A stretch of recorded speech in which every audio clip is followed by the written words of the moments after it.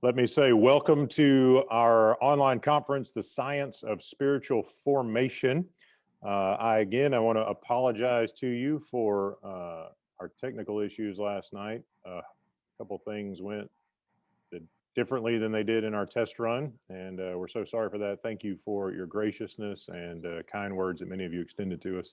And let me just go ahead and say thank you to my team of folks who worked late into the night to make sure that we could do this today. So you'll see them in the chat feature. I see one person asked if recordings will be made available afterwards. Yes, they will be. I'll give you instructions on that in just a little bit. But you'll see our folks in the chat feature who have the word host prefixed before their names. Anyone who it says host Tanya or host Lynn or host Eric, those are people who are working with us here at Hope Hole UMC, and they will be answering your any questions about the program or the process. A couple of housekeeping matters, and we'll jump into our first talk from Dr. Curt Thompson. This conference is part of a grant that Hope Hole UMC received from the Henry Center for Theological Understanding through their Creation Project and the John Templeton Foundation.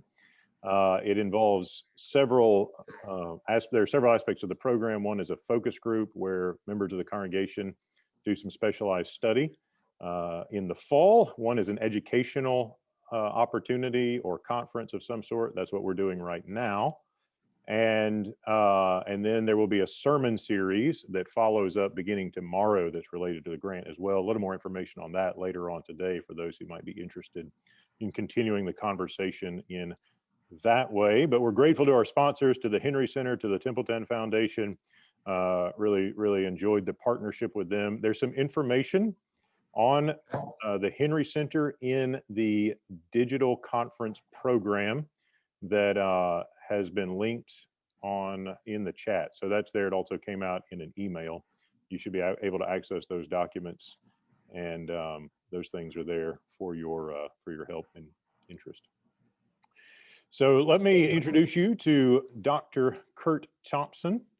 Curt is the author of multiple books, The Anatomy of the Soul and the Soul of Shame. His books are linked in the online conference packet there in his biography. So if you click on that link or go to the Google Drive, you can see those.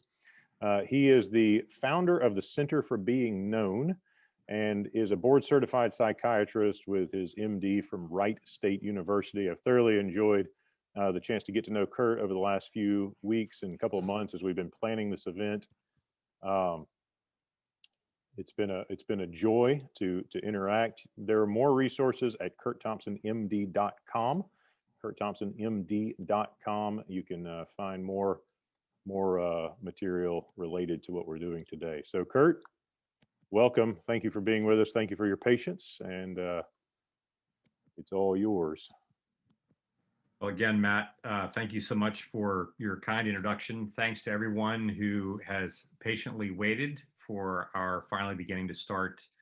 Also, my gratitude goes out to Matt, to you and your team, to the sponsors at Hope Hall and the Henry Center and the Templeton Foundation. And again, thank you to all of you who are attending. And as I have often said, the brain is able to do really hard work for a long period of time as long as it doesn't have to do it by itself. And in that regard, I want to say that, you know, when we get done with our conference, as I tell people anytime I'm training clinicians or I'm speaking somewhere, I usually say, when we get done, you're not going to be a lot smarter. You're going to have some more information at your disposal. But what our job is here today is to be curious about and listen for the work of the Holy Spirit to see what is God wanting to do with us in this time that we have together. And how can we then be energized and inspired to then go home and do the hard work of application of the things that we do learn about. And I know that anytime I get a chance to speak about these things, it also is a reminder for me of the hard work that I have to do, because following Jesus is not easy to do. And it's just always better for me to know that I'm in a body of people where I'm not by myself in doing this together. And so I'm glad to be sharing this time with you all, we who are following Jesus together. So this is the series on science and spiritual formation, and we're going to have 3 sessions together today. And the first one is going to begin the science of hope. And we start with that title because I want us to pay attention to, first of all, that God created the world with a great deal of hope involved. God created the world hopefully, with anticipation, with eagerness, with the sense that this is going to be a created act that was going to move into our future, into which we were made not just to exist, to have this abstract thing that we call relationship with each other and with God, but that we were made to be like God and so enjoy fellowship with God, and therefore to also create beauty in our world, create goodness in our world, even as God is one who creates goodness and beauty. And so from the very beginning, we would say that we are a people who've been made with a sense of hope from our God. We're then going to move to our second talk. What does it mean for us to explore the science of brokenness? The science of hope, the science of brokenness. And then our third talk together is going to be the science of wholeness. How do we move from a place of brokenness to a place of wholeness? And along the way, in the context of this biblical narrative, along the way, we're going to be exploring the realm of neuroscience, and in particular, the realm of what my field is called interpersonal neurobiology, which we'll explain a little bit about that as we go forward. I want to begin with a story. And this story is one of now a friend of mine, a patient of mine. His first name is Steve. And Steve first came to me, he was in his mid to late 50s, and he came to me because he was depressed. And he was fairly severely depressed and had been for probably 6 to 9 months. And this all came on the heels of his 17-year-old son having hanged himself. And so Steve came to me with a great deal of grief and sadness, a great deal of anger, but mostly he was depressed. But another interesting thing about Steve was he had been referred to me by his primary care physician. But Steve made it very clear from the outset. He said, I know that my doctor told me that you're a Christian, but I don't want to have anything to do with that. He said, I know that I'm depressed and I'm here to be treated for that. I'm here to be treated with an antidepressant because I know that's what I need. I don't really have any interest in any of your faith, conversation. To which I said, we don't have to talk about faith conversation. And I'm really quite fine for us not to do that. But it would be important for you to know that if we are going to treat your depression, we want to treat it fully scientifically. And of course, this made sense to Steve because he himself was a scientist. In fact, he worked at one of the local national scientific institutes. Very, very smart guy, thoughtful guy, and was, well educated, well trained, and was doing some really integral and important work himself in the field of science. And so he wanted a very scientific approach to things. And so I said to him, if we're going to treat your depression scientifically, we need to know that you get to have I want you to have the benefit of all the scientific knowledge that we have about this.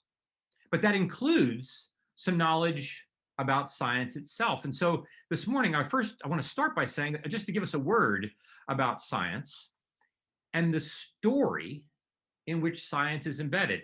These are talks on science and spiritual formation. So first of all, it's important for us to know that science is not a self-evident thing. It's not just it doesn't just pop up out of nowhere and tell us, hey, this is what carbon is all about. It doesn't self-identify in that sense. It's understood in a particular context. It's understood in a particular social context, in a particular way of development that a society even has time to study certain things and believe certain things within the context. And in fact, if we pay attention to the words of science philosopher Michael Polanyi, we would hear him say that there, in fact, is no such thing as science per se. There are only scientists. There are only human beings who study things, interpret things, perceive things, and then talk about those things to other people in the general public. And so it's important for us to know that science, as much as we might think it's cold, hard data that is self-evident, is actually something that is a story that is being told by other people. And so this then brings us to a really crucial issue that, in fact, the science of interpersonal neurobiology will reveal, and that is this question that I want us to begin with here, and that is this: in what story do you believe that you are living? In what story do you believe that you were living? Now, I will tell you this, that I like, as a follower of Jesus, I'd like to believe most of the time, most days, I'd like to believe that I am someone who's living in the biblical story, that I'm living somewhere between the life, death, resurrection, and ascension of Jesus and his appearance. I'm somewhere in between there. In the course of history, that's the story that I believe that I'm living in. But I got to tell you, probably by 10 o'clock every morning, you could find moments where you could look at Curt and say, like, I don't think you really believe in that story. When I get irritated with my wife in the kitchen, I don't believe in that story. When I am anxious about, all the things that are happening in my life, you'd think that I would believe in that story, but like my anxiety would tell me that, like, I'm having a really hard time believing that I'm actually in the middle of that story. And here's what's really important for us to know. Even if we're going to talk about science, we have to understand what is the story in which we have grown up. What is the story, the context in which my mind is being formed, such that I can even understand what my mind is in the first place. And so even for Steve, in an important element of understanding his depression, important understanding of what it was going to mean for him to have a life of hope in the wake of such a brutally tragic event, he first had to come to terms with the nature of the story in which he believed he was living. And so for us as followers of Jesus, I want us first to pay attention to, before we get right to the science of interpersonal neurobiology, I want us to pay attention to the story of the biblical narrative. As I said earlier, we were created hopefully and joyfully in the presence of community. When we look at the first chapter of Genesis, we see all over the place where God said that he made this and that, and God saw that it was good. Another word for the Hebrew word for good is the word beautiful. We're going to come back to that question in our third talk quite a bit, this notion of beauty.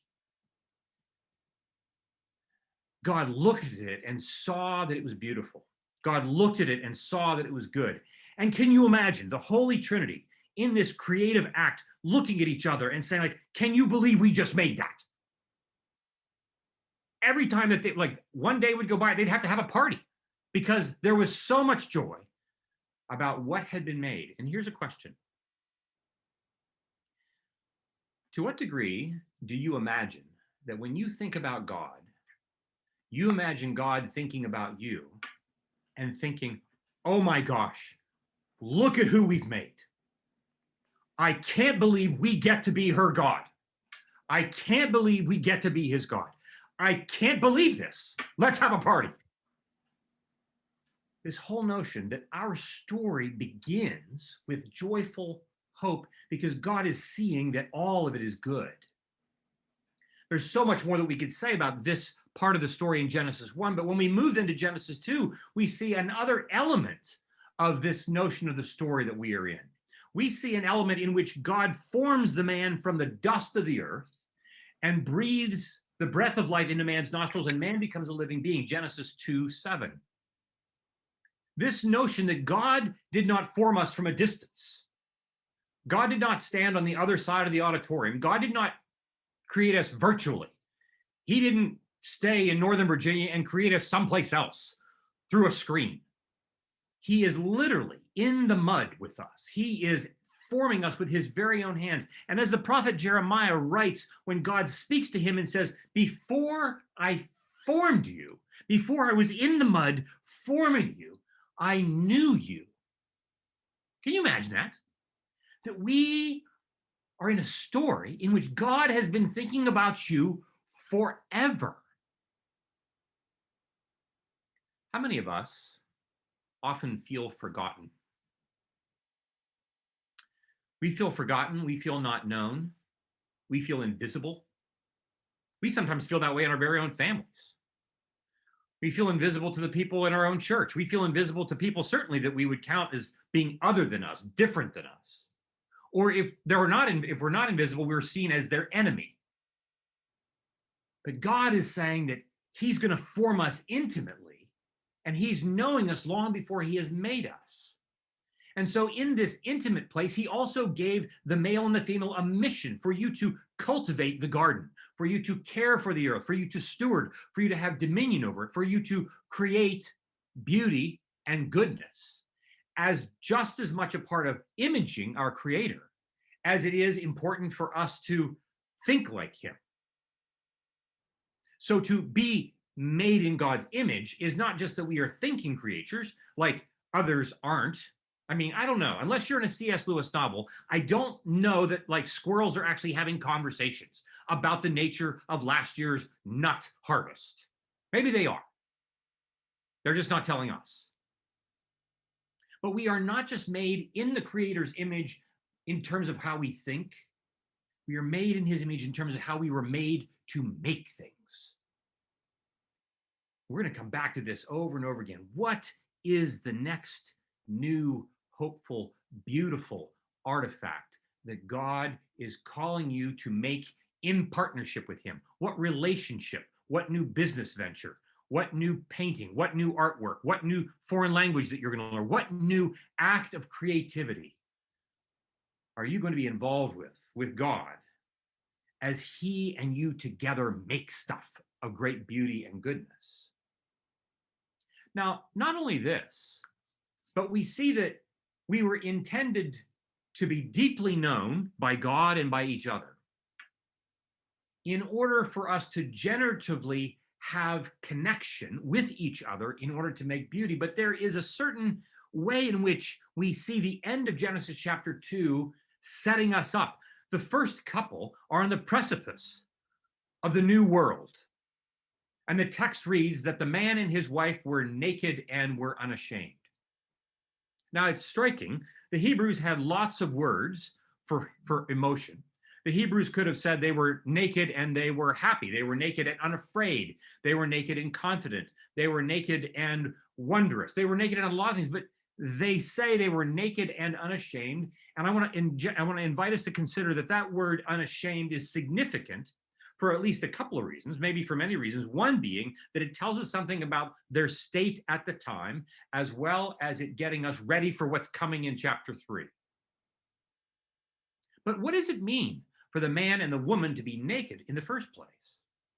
So there are some things that are important for us to recognize here, that in order for us to flourish, for us to create beauty, we have creation that is differentiated. If God had wanted, he could have made us all just singular organisms. And he could have said, let there be 8 billion humans and they're all the same.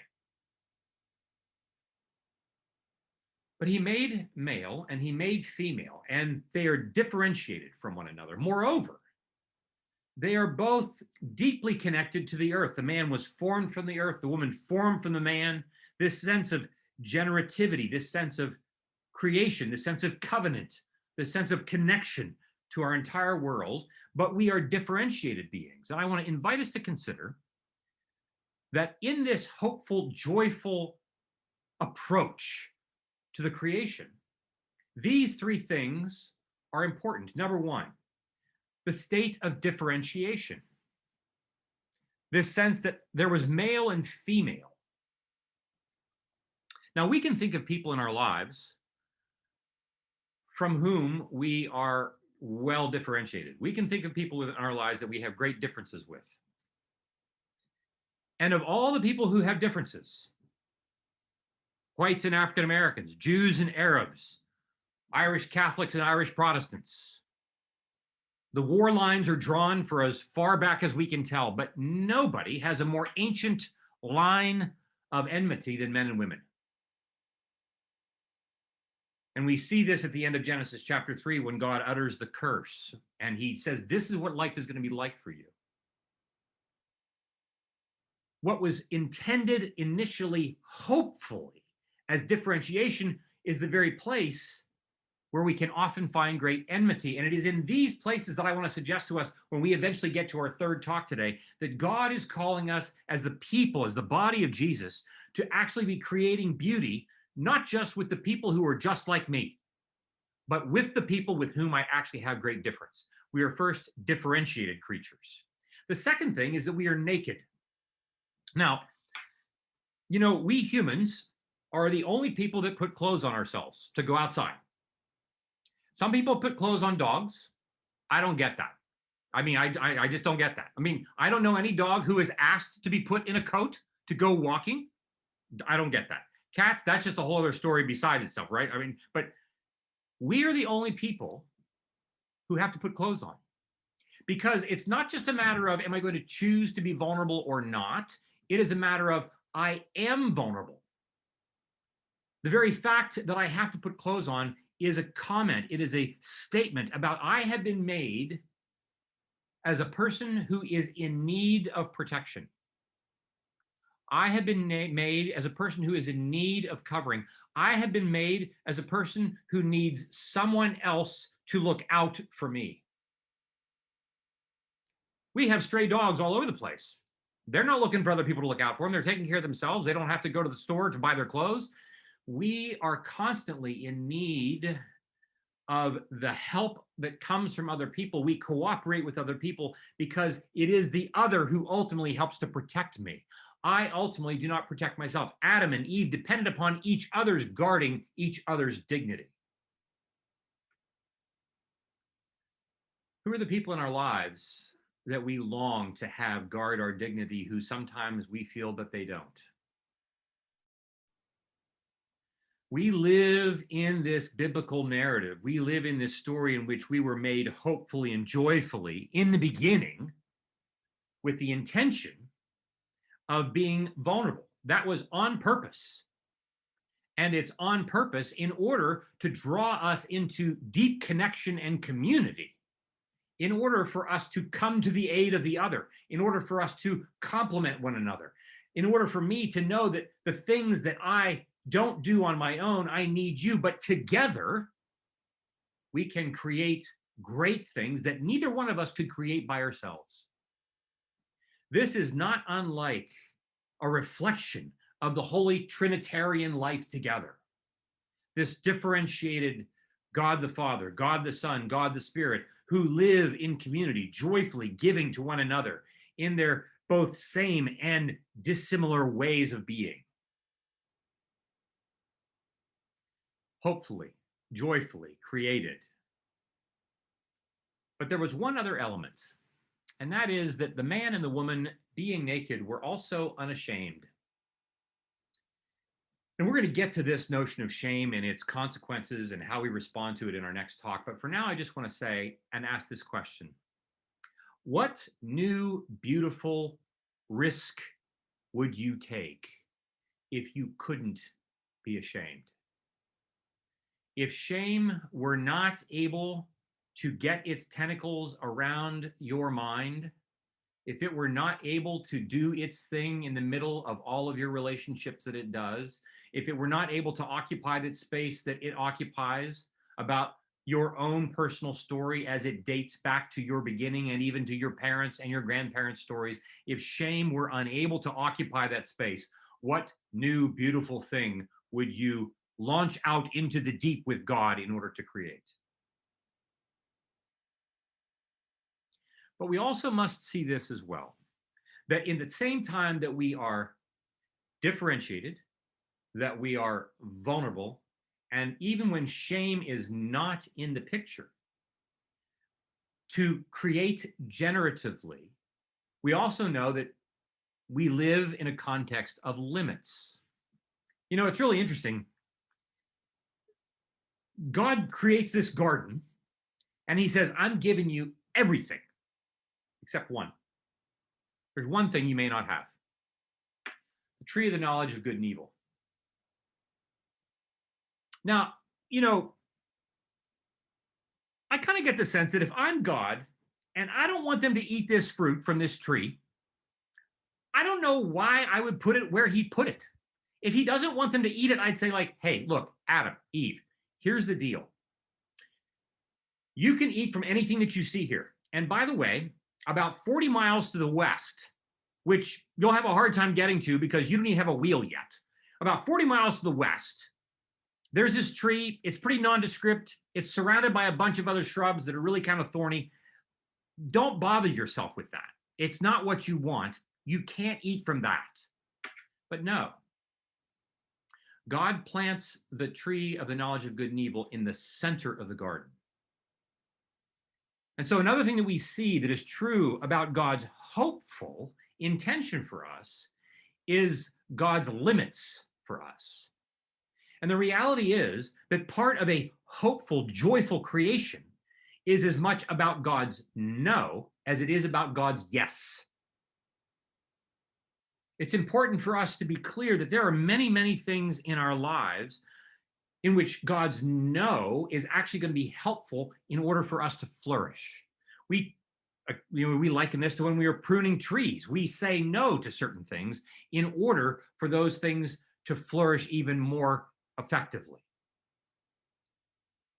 And so we see this is the story in which we are living. In the middle of a story of God's great and broad yes to creativity, differentiated as we are, vulnerable as we are, in the absence of shame, ideally, but in the presence of limits, God sets the first couple on the precipice of great creativity.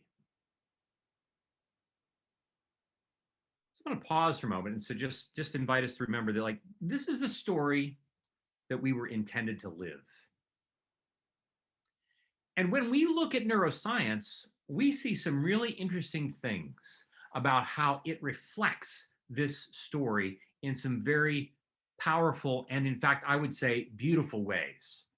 And so what can science reflect for us? Or we might say, what can the scientists in the realm of interpersonal neurobiology reflect for us about this? First, just a word about interpersonal neurobiology, then we're going to kind of weave this back into the story that we've heard so far. Interpersonal neurobiology itself is a field of study that pays attention to many, many different disciplines of science that all have a stake in understanding what the nature of the mind is.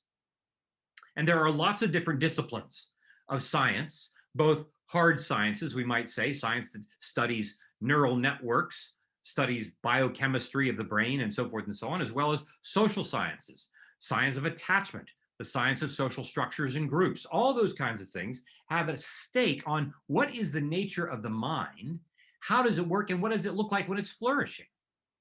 And one of the things that science is even telling us is that we are a people, interestingly enough, who are longing for a world of beauty and goodness. You know, I don't wake up in the mornings. Most of us, I'm guessing, we don't wake up in the mornings and we say, gosh,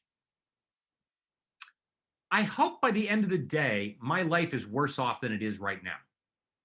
We don't say, I'd like the world to be uglier. I'd like the world to be more violent. No, we want life in its fullness. We long for this. And we long for it without even being told that that's what we should be longing for. One of the things that I tell people that is really important to know about human continuity and when babies are born is that every baby, every newborn comes into the world looking for someone looking for her. Every baby comes into the world looking for someone looking for him. We all look for someone looking for us. And we don't even need the Bible to tell us that that's happening. But when we read the Bible, we see, well, of course, this is what we are doing. Because from the beginning, we are a people who are looking for God, looking for us. And God is a God who comes looking for us, as he did in the 3rd chapter of Genesis, when he walks in the cool of the evening, looking for Adam and Eve. And so if we are a people who are looking for others, looking for us, what does that have to do with the mind? Well, what is the mind?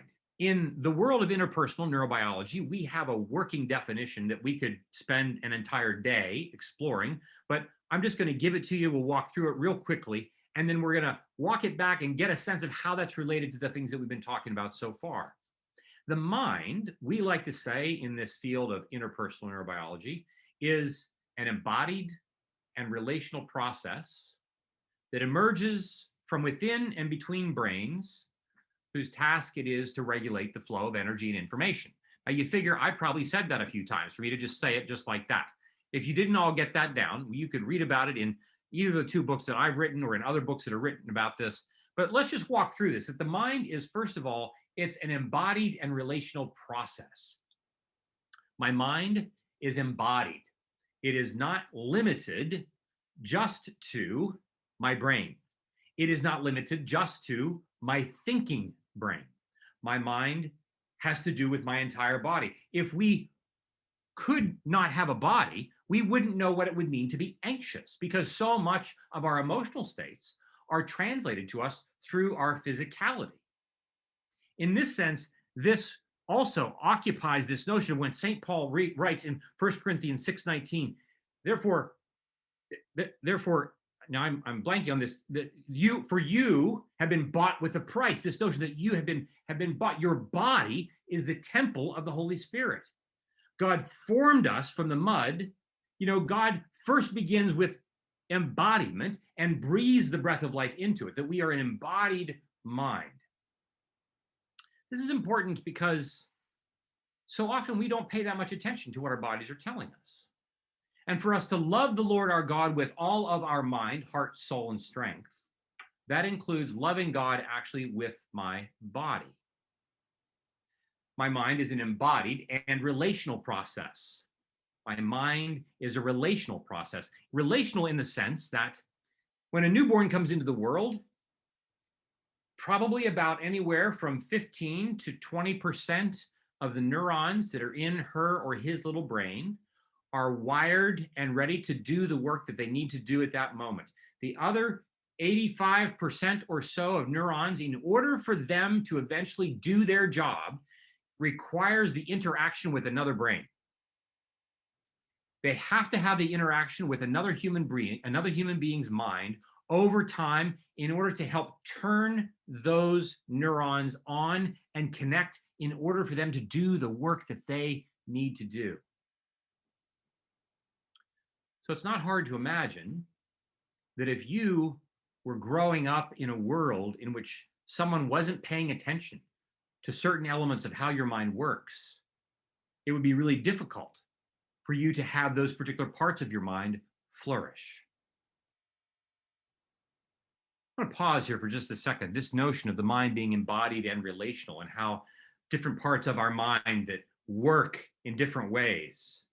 What does it mean for a mind to flourish? This mind that is embodied and relational in its nature. There are other parts of that definition that we could, again, spend a long time talking about, but I just want to pay attention to the embodied and relational part of this. And I want to come back to our story of Steve. Remember, Steve didn't want to have anything to do with faith. He didn't want us to talk about anything having to do with Jesus, Christianity, which I was fine. Because I figure anytime we are talking about the truth in the room, Jesus is going to show up. Question is whether or not I'm going to pay attention to it. And so when we started to talk about Steve's story, remember, what story we are living in is crucially important. We started to talk about Steve's story, and his story went something like this. It turns out that Steve grew up in a home in which both of his parents were deeply committed Christians. Steve grew up as someone who was avidly interested in science. And when he went to junior high and high school, he was so eager to consume everything. But his parents were really anxious about the whole notion of learning about evolution, the whole notion about learning things that were outside the boundaries of what they were comfortable with. And so they really discouraged him from his interest in this. They were even somewhat critical of it. What they were was afraid. But they weren't really able to tell him that that's what they were. They were only able to put limits on his interest in science. Over time, a rift developed. And when Steve left for college, he didn't just leave his parents behind, he left his faith behind as well. Because the place where he was finding joy and hope and interest and curiosity and beauty was the very place that frightened his parents and created a relational rift. We see here that Steve's mind was developing in such a way that the embodied and relational aspects of it were not actually being tended to. The relational interaction that he was having with his parents was actually evoking within him, creating within him a great deal of anxiety and sadness. Anxiety and sadness that he really didn't have anybody to talk with about. This over time created a great deal of irritation and anger with him that he only then buried, making it even more difficult for his mind to function. But as long as he had his science, he was able to pursue it and hone in on it and find joy in that, despite the fact that relationally, he was putting literally more pressure on his brain than he needed to. But because his parents were having such a hard time being comfortable with their son's joy in pursuing science. And so we already see that a mind that is relational and that is embodied, in order for it to flourish, needs to have some things that Steve's mind wasn't getting.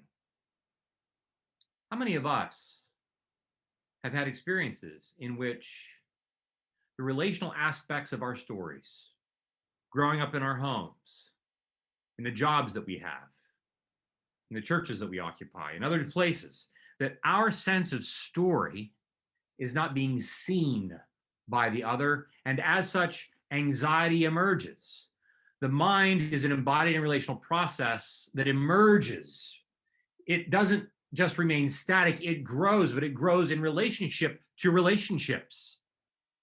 It emerges from within and between brains. My mind is always growing in response to and relationship with other brains in the room. There is never a time when we are not actually responding to the presence of other people's minds, whether we're alone in the room or not. You're thinking about people, you're thinking about people's response to you, what people think about you. I'm doing this all the time. I spend a lot of my waking hours worrying about what people are thinking about me. I'm sure nobody in our audience has that problem, but you know, I'm a psychiatrist. Maybe I'll write myself a prescription. I mean, you know, these kinds of things are what are driving the development of our mind.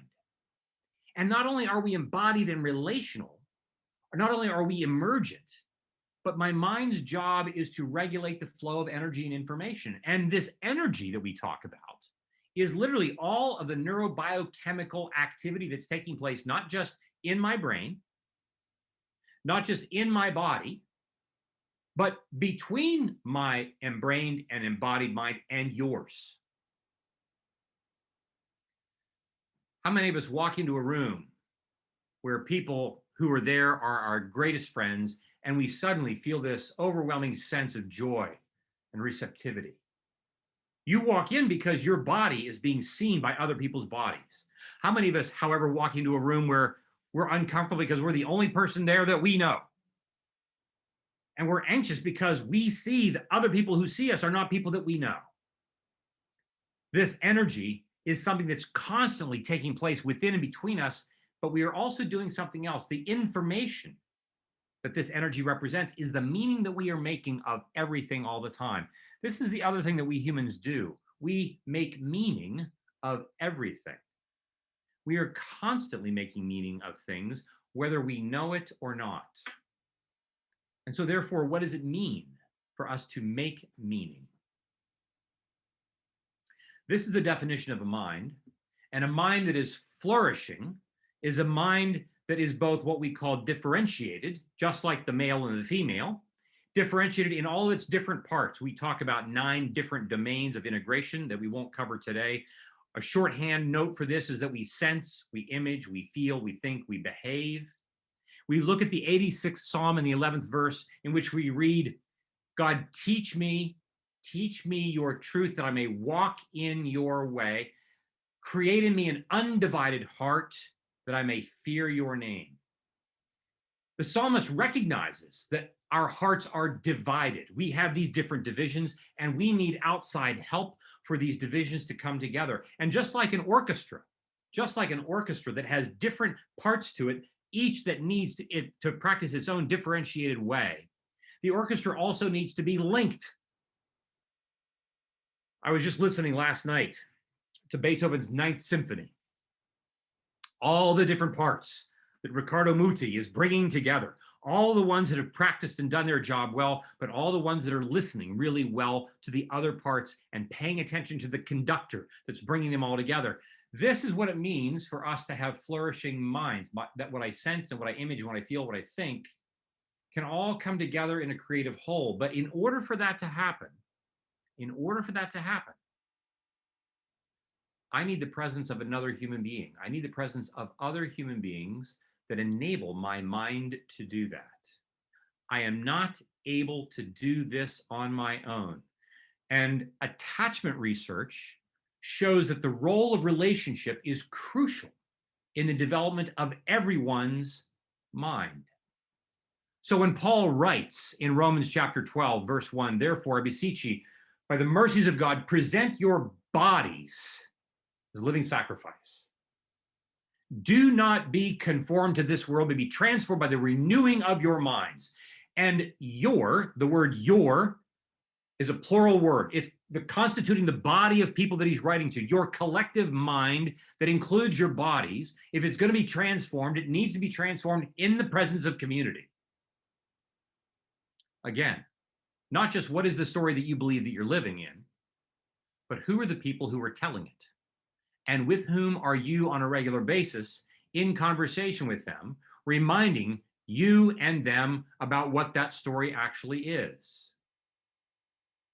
Differentiation and linkage. Vulnerability in the absence of shame. And this then brings us to the last part that we want to talk about in this particular lecture. And that is this, that we would say that one of the common threads between the biblical narrative and the interpersonal neurobiology that we've been talking about, one of the common threads we find expressed in Paul's letter to the church at Corinth, 1 Corinthians 8, verses 2 and 3. There are those who believe they know, who do not know as they ought. But the person who loves God is known by God. And I want to suggest this to us. Not how well do you know God, but how well by God are you known? It's one thing for me to know things. I like to know stuff. Knowledge is power. The more I know, the more control I have, the less I need to worry about you letting me down. But to be known is for me to reveal things to you in an act of vulnerability that you might use to hurt me. It's a great act of vulnerability. We humans are creatures. We are not the creator. We are creatures. We are made and made vulnerably. And we would suggest as followers of Jesus that God has taken on vulnerability. God has taken on weakness. God has taken on the possibility of being hurt in the life of Jesus. And Jesus comes and Jesus asks us who we are. Jesus asks, where are we going? Jesus asks, what do we want? Jesus is asking these questions in order to give us the experience of being known. Let me ask you this question. If I were to ask you for them, could you give me the names of 3 people who, if I were to poll them, they could tell me absolutely everything that there is to know about you? And by everything, I don't just mean your vital statistics. I don't just mean the names of your parents. I mean, they could tell me your most deeply held shame. They could tell me your deepest hope. They could tell me the last time you gossiped about the pastor. They could tell me the last time that you had a fight with your spouse. They could tell me about your drug addiction. They could tell me about so many things. By whom are we this deeply known, such that we actually give God embodied access to us in order for us to create, even in the spaces where we believe we cannot, even in the spaces where we believe we are least likely to create beauty and goodness. For us to be fully known by God is an example of what it means for us to have secure attachment.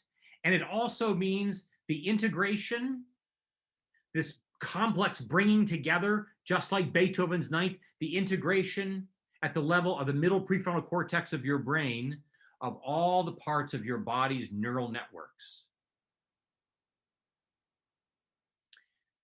We, as a human race, stood on the precipice of beauty and goodness. But everywhere we look, it seems that there's plenty of madness and carnage that we see. We've looked at the way the ancient paths tell us that our story has unfolded. We've looked at the neuroscience of what that beauty and goodness would look like. Next, we want to see that if this madness and carnage is a lot more about what we see, how did we get there? How do we become who we are? And what our Holy Trinitarian God is doing to bring hope into the world. And with that, I'll close these remarks for our first time together and turn it back over to Matt.